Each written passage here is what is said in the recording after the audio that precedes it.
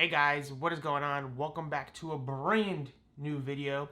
And today, I'm going to be reviewing this Vulcan TKL. I thought it was the Pro when I went to Best Buy, and then I looked at the box and it said just Vulcan TKL. So I'm gonna be getting the Pro soon.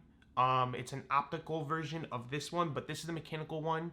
I've been using it for about 4 to 5 days now, and oh my gosh, this is a keyboard you guys are mostly gonna want. So before we get into the video, I just want to do like a little raw showing before we do anything. This is what the Vulcan TKL is. It comes with a detachable USB-C, so for any of you guys who are into custom cables, this is the wave. The Vulcan TKL will just be including the standard Titan switches. So if any of you guys are familiar with Titan switches, it's actually the same switch that they use on their previous Amino 120s, I believe, or 122, something like that.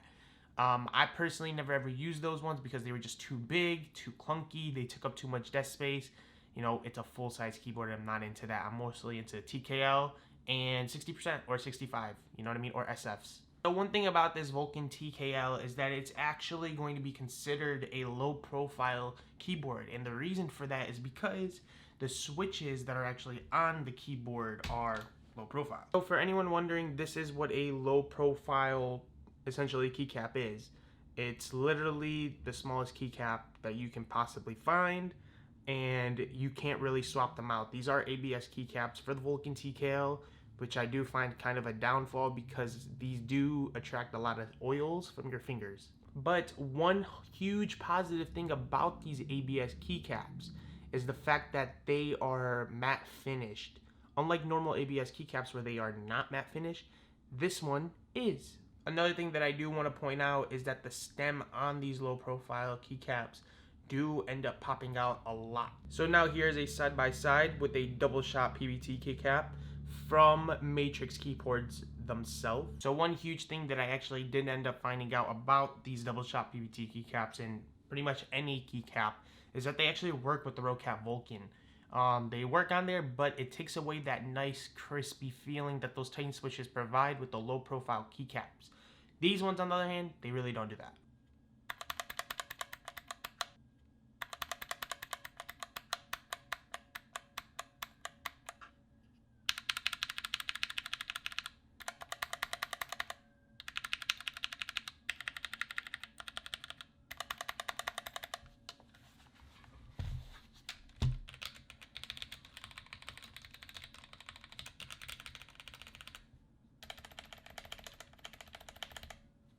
So I mean, yeah, as you guys clearly do see, there is a really huge issue when you guys are using these, you know, double shot PBT keycaps, whether they're from Matrix or any other kind of brand like Taihao.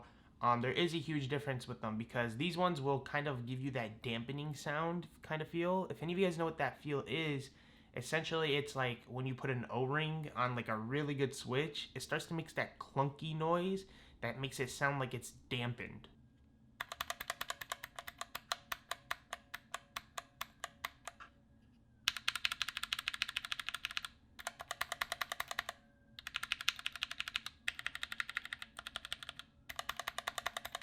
Now, as you guys heard from like a second ago, these keycaps, the low profile ones at least, sound a million times better than something like these ones, especially on this keyboard. They sound just way better. The ABS ones are the wave. I just wish that they would have made a low profile PBT keycap. Or if anybody makes a low profile PBT keycap for these kind of keyboards, please link them down below. Send them out to me. I'll buy them from you. I don't care. I would love to try out some PBTs for this keyboard. Now, keycaps might not come as a big issue to most people, but to people like me, I feel like for the price and all that kind of stuff that you take in consideration, as the Pro version of this keyboard is coming around $160 and this one's coming about $130, I feel like they should have came with PBT keycaps. Look at the Razer Huntsman keyboards. Look at pretty much any really known branded keyboard. You can even buy like a GK61 optical keyboard that comes with the worst keycaps, right? But it's only about 80 bucks, and then you spend about 20 bucks to 30 bucks on really good keycaps, and then you guys, you know, you're set. It's still a cheaper price. So for the price, for the buck, so far, for the keycap aspects, not worth it. The switch aspect, the Titan is a different experience. It's not the same experience that you would normally get out of pretty much a keyboard. As for the actual software, the ROCCAT Swarm software, it's okay. ROCCAT Swarm software, it is okay. As you guys can see right now on your guys' screen, you have your general features, which is like a sound feedback. I would never. Character repeat, it's alright, it's decent. Key assignments, this is okay. I like this layout. I just wish it wasn't so cluttered. But one of the issues that I do find with it is that I did try putting this keyboard in game mode, right? And if you guys look over here on this part, let's make this, can I even make this a full size? I can't. If you guys look over here where it says PG game lock, I have tried using Control Alt. I've tried doing every single way, Shift game mode. This is not working. And the one issue that I do notice with this keyboard, at least in my experience, I cannot get this key to get disabled. Like this Windows key is the worst key, and it's when I'm playing games I'm going crazy. Since this is a lower profile keyboard, the end of your hand usually will touch it if you do end up clicking things with like your thumb. But yeah, I mean, as for everything else, you can make your own custom profiles. You can pretty much remap any key. I did notice I can remap windows, but I was trying to really put this thing into game mode and I just couldn't get that into play. For anyone wondering, on this side right here on the right, this is just a volume rocker and a mute button. So you don't get all of the shortcut hotkeys that you do on the original full-size keyboard that I know a lot of people do actually like. And I would have kind of preferred that to be on this keyboard, as it looks like if they would have gotten rid of this kind of like little Razer kind of, you know, branding, because I know the Razer Huntsman TKL does this. Seems like a kind of a gimmick. I just feel like if they would have taken this off of the keyboard and then just dropped down these keys and added those shortcut keys, man, this keyboard would have just been a 10 out of 10 out of the box.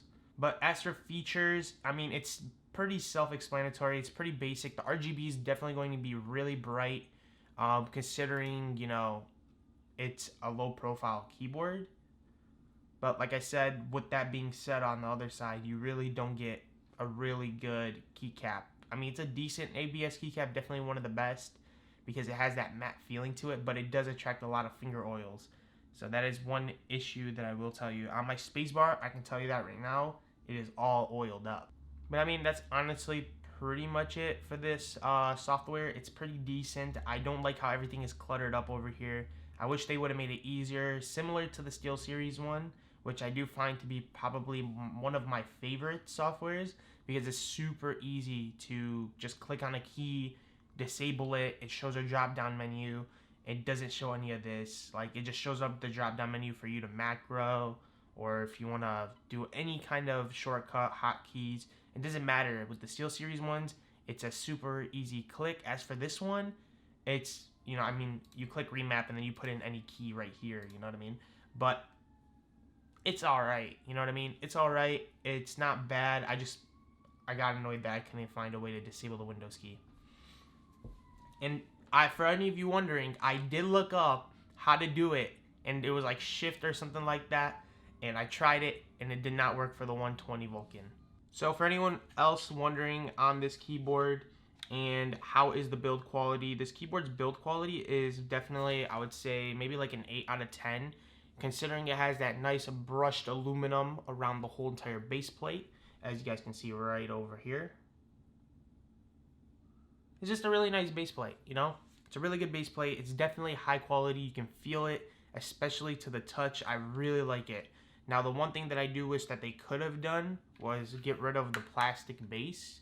Now, the plastic base is good. It comes with one level of mouse or keyboard feet. But yeah, I mean, if they would have probably done a whole entire, maybe like metal base plate, this keyboard's probably build quality would be like maybe like a 10 out of 10. But I would give it like an 8 out of 10. Definitely has really good stabilizers on the keyboard. I'm gonna have a sound test for you guys, no worries. But really good everything. I love the stabilizers. I love the Titan switches. This is my first ever ROCCAT keyboard, so I love it. But yeah, just a little pet peeve. The rubber feet are phenomenal. They definitely include a lot of them, so you're not slipping anywhere. I'll tell you guys that it's really good. This keyboard is phenomenal. Just the one issue is that I just wish they would have just made the whole entire base plate the same construction that they use on the top. I'm sure if they would have just made the keyboards maybe like $10 more, or maybe kept it the same price and made it a full aluminum, it would have probably been like a 10 out of 10 in my book for build quality. And the reason why I'm not giving it a 10 out of 10 is actually because, as you guys can see right now on the camera, there is actually an issue where I can actually take my thumbnail or any of my fingernails and I can smudge it onto the plastic, and I can actually push down on that plastic casing. So that is like another issue. Like, no one's ever going to do that, but it's like, it just shows you that it's like they went half of the way and then we're like, the other half was like, meh. You know what I mean? They were like, we don't really care. So that's why I'm saying, like, the build quality is all right. It's not bad. It's definitely better than most because it is a low profile. It's less material. So, I mean, at the end of the day, if they would have just made it a stronger construction, it would have definitely been a 10 out of 10. I can definitely bend this plastic off of the metal base without unscrewing anything. So as you guys can see pretty much from that little clip right here that I'm actually showing you guys, I was actually able to bend it. If you guys were here in person and you guys were able to look at it, I actually bent the plastic. Like, it's like I'm actually physically right now, I'm able to take my thumb or my nails and I'm able to stick it underneath this little metal base plate. And then if you look across from it, like on the sides, you can definitely see that there's a little bend from where I was prying it down all the way across. So, I mean, like I said, for the build quality, it's not bad. It's definitely better than most keyboards, but it's not a 10 out of 10, I would say. But it's definitely like an 8 out of 10 considering it's a lower profile keyboard, so I wouldn't expect nothing the less. You do end up getting a rubberized USB-C cable, which is awesome still. It's not a, you know, braided one like most keyboards. I'm pretty sure the Pro version does come with a braided version, so it's those little nicks, those little things that you end up picking up. But one thing I do want to mention that's mainly different from both of these is this right here. You're still able to use any custom cable.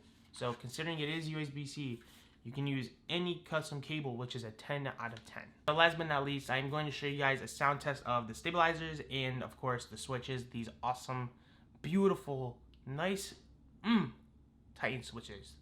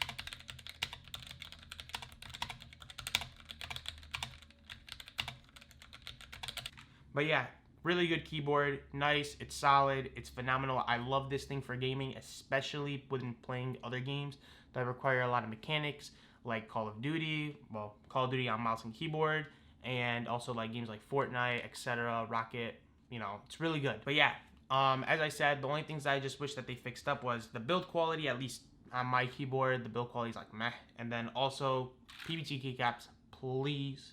And then also just include a braided cable, you know, because not everybody wants a rubberized cable. Just toss it in there. It shouldn't be anything else. But yeah, thank you all for watching. Hope all of you guys did enjoy. Make sure to leave a like, a comment, and a subscribe.